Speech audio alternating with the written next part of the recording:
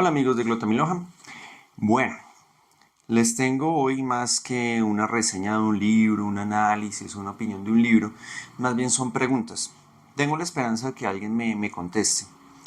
Estoy seguro que más de uno los habrá leído, pero solo por aclarar, vamos a ver si aparte, digamos, de leer Cepeda Zamudio, Gabriel García Márquez, eh, también han leído otras cosas, como por ejemplo este libro llamado No nacimos pa' semilla.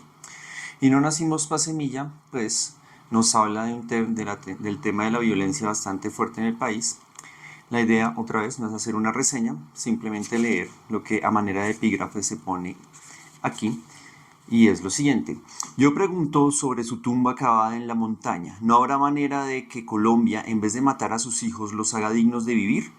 Si Colombia no puede responder a esta pregunta, entonces profetizo una desgracia.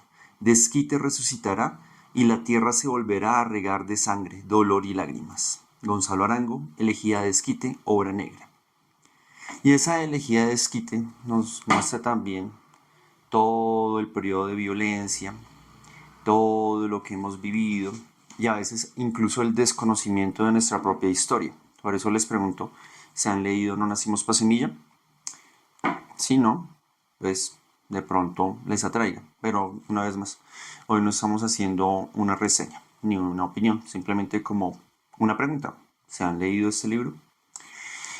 El otro, me lo recomendó alguna vez un profesor de literatura y él me preguntó, ¿se ha leído Guayacanal de William Ospina? Y yo en ese momento, pues no, ni idea.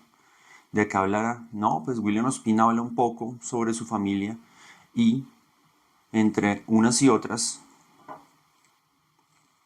pues nos cuenta también el tema de cómo qué ha pasado en Colombia, el tema de los partidos, el tema otra vez de la violencia, el tema de la tierra. Entonces, ahí va la pregunta otra vez. ¿Se han leído este libro Guayacanal? Entonces, ahí les dejo.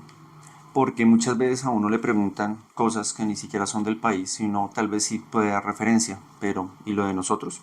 Entonces aquí les dejo la inquietud. No nacimos pa' semilla, de Alonso Salazar, y Guayacanal, de William Ospina. Entonces, ahí les dejo la pregunta. ¿Se han leído estos libros? Muchísimas gracias.